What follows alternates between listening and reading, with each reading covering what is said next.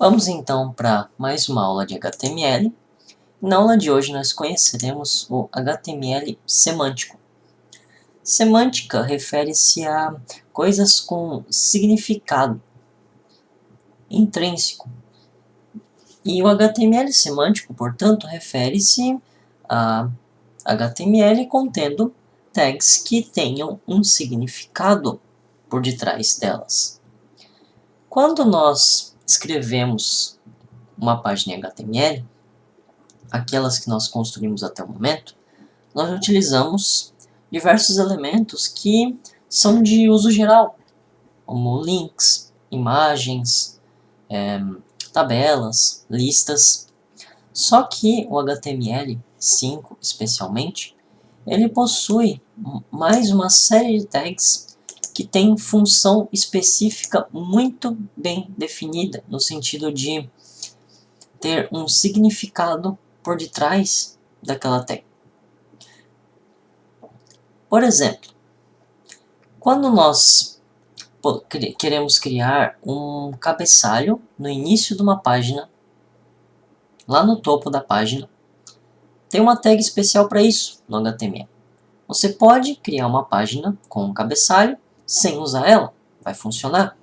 Só que o fato de existir essa tag facilita para algumas coisas. Uma delas são os serviços de busca, que quando encontram uma tag header, sabem que aquele pedaço da página corresponde especificamente ao cabeçalho da sua página, e não a uma lista qualquer dentro da página. Então, a primeira tag semântica que conheceremos é a header. Ela corresponde ao cabeçalho, e esse cabeçalho é um cabeçalho que vai dentro do corpo da página, dentro do body. Não é a mesma coisa que o head. Lembrando que o head é o cabeçalho do arquivo HTML que contém informações para o navegador. Já a nossa nova tag, header, ela contém o cabeçalho visível que vai aparecer lá no topo da nossa página, que no nosso caso contém dentro desse cabeçalho uma barra de navegação. E aí a barra de navegação também é um elemento semântico, que é chamado de nav. Então, com esses dois elementos, um serviço de busca já é imediatamente capaz de saber que essas duas informações correspondem ao cabeçalho e a sua barra de navegação do cabeçalho da página, contendo links para cada uma das páginas dentro do seu site. Outro motivo que torna as tags semânticas importantes e úteis é a acessibilidade. Por exemplo, quando nós precisamos acessar uma página a partir de um leitor conversor de texto para voz, para que uma pessoa que não enxerga consiga conhecer o conteúdo da página, é importante que a tua página tenha conteúdo semântico, porque dessa forma o teu leitor de texto para voz vai ser capaz de descobrir onde está o conteúdo específico da sua página, a parte principal dela, que é a tag main, e também, ainda mais importante nesse caso, aonde está o artigo contendo o texto da sua página, que vai ficar dentro de uma tag chamada article. Então percebam que dá para fazer páginas em HTML que funcionam perfeitamente sem utilizarmos essas tags, só que elas facilitam bastante a vida, tanto do mecanismo de busca quanto dos programas de acessibilidade. Inclusive, os mecanismos de busca modernos, do Google, do Bing, dentre outros, eles valorizam bastante as tags semânticas, de forma que se a tua página não utilizar HTML semântico, tu tem grandes chances de perder posição lá nos resultados da pesquisa.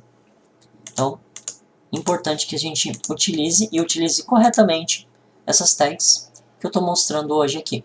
Header, nav, main, aside. Aside é uma barra lateral que a gente pode ter na nossa página.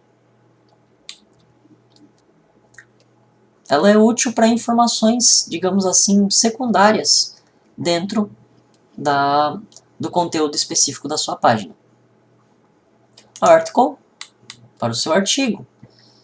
E quando você cria uma tag dizendo que você tem um artigo, você também vai ter, frequentemente, diversas seções dentro do artigo.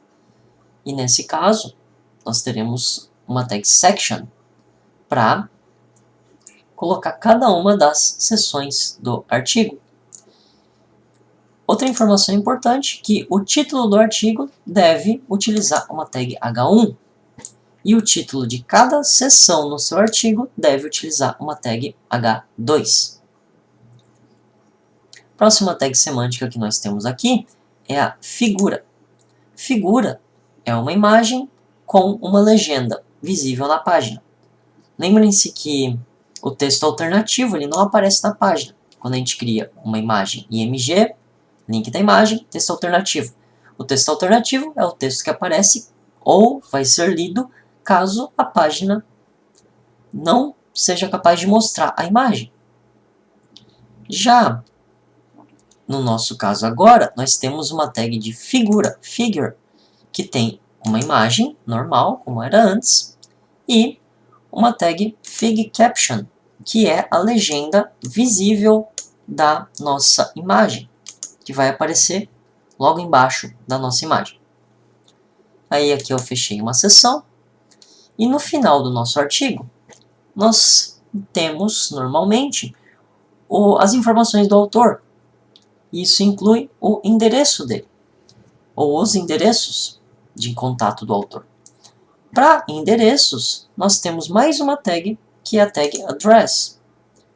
E nesse caso aqui, eu coloquei dentro da tag address um parágrafo com a informação do autor e informações de contato, e-mail do autor e telefone do autor. Para e-mail, a gente utiliza o protocolo Mail-to. Então, quando nós criamos um link para e-mail, é A igual ao link para endereço da web, href, e aí dentro das aspas vai ser mail to, dois pontos, e o endereço para o qual você quer enviar o e-mail.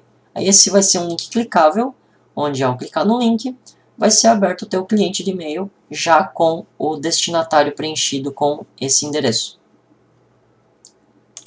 Além disso, nós podemos criar um link com a href para um telefone. E para isso a gente utiliza tel, dois pontos, e o número de telefone, que normalmente deve ser utilizado de forma completa, ou seja, um número incluindo código internacional, código de país, código de DDD e o telefone em si. Por fim, dentro da tag de endereço, também pode ser adicionado o endereço físico, que é o nosso caso aqui, o endereço do Sedup de Joinville. E aí fechamos o endereço, fechamos o artigo, fechamos o principal, ou seja, acabou a parte exclusiva desta página. Tudo que é conteúdo específico, que é relativo especificamente a esta página do seu site, fica dentro do main. Percebam que nós teremos um header, que é padrão para todas as nossas páginas. Sempre vai ter os mesmos links na barra de navegação do header. O conteúdo do main varia. E o conteúdo do footer, que é a nossa próxima tag semântica, ele é padrão também para todas as nossas páginas, porque ele vai conter o rodapé da página, que fica lá no final. E nesse caso, nós teremos o endereço, que agora não é do autor do artigo, mas sim do dono da página.